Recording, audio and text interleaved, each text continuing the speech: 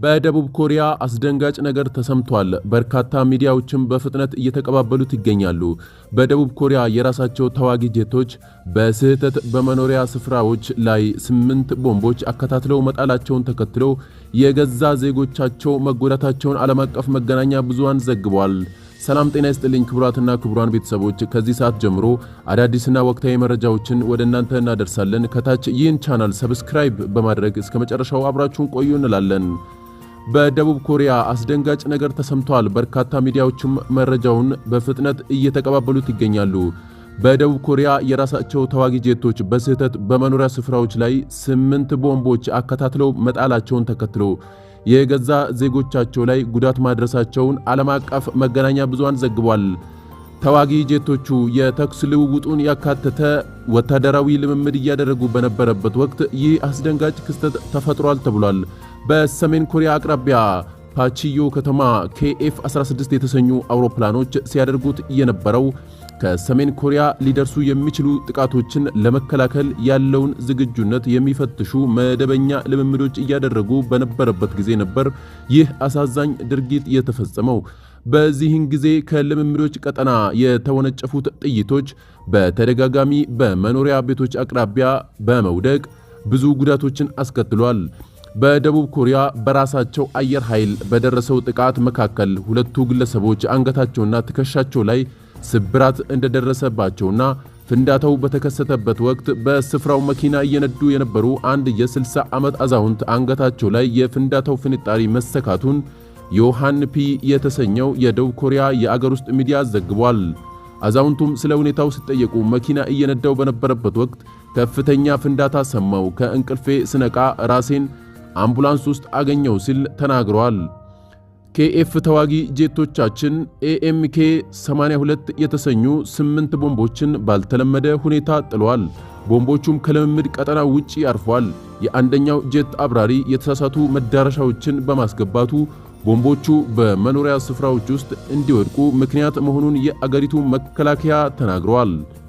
ከሰሜን ኮሪያ ጋር ታሪካዊ ጠላት የሆነችው ደቡብ ኮሪያ ጄቶች ለምን ቦምቦቹን እንደጣሉ እንዳልደረሱበትና ማንኛውም የተኩስ ልውውጥን ያካተቱ ልምምዶችን ከአሁን በኋላ እንደሚቆሙ የአገሪቱ መከላከያ ገልጿል። ሲካሄዱ የነበረው ስልጠና ከአሜሪካ ኃይሎች ጋር በጋራ ሲደረግ የነበረ ልምምድ ሲሆን በወቅቱ በመኖሪያ ቤታቸው ውስጥ የነበሩት አንድ የአካባቢው ነዋሪ የሰሙት ፍንዳታ ቤቱን እንዳናወጠና እንደ ነጎድጓድም ነበር ሲሉ ነው የተናገሩት።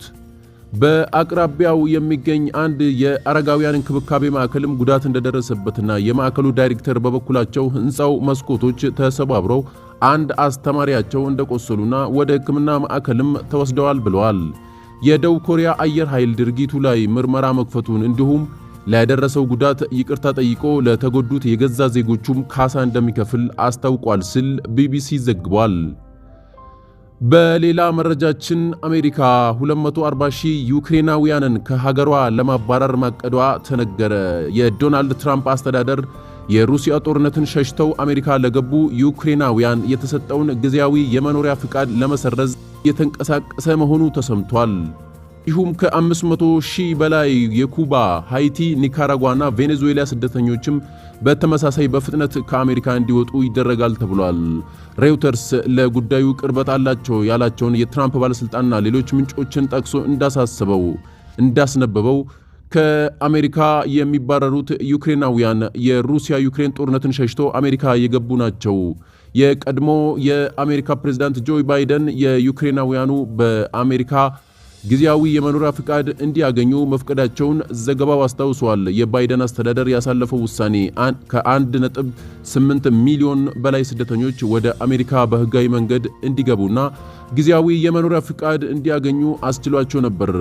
በስደተኞች ላይ ጠንካራ አቋም ያዙት የሪፐብሊካኑ ሰው ዶናልድ ትራምፕ ወደ ስልጣን እንደመጡም ከህገወጥና ወንጀለኛ ስደተኞች ባሻገር በባይደን የስልጣን ዘመን በህጋዊ መንገድ እንዲገቡ የተፈቀደላቸውንም ከአሜሪካ ለማባረር እየሰሩ ይገኛሉ።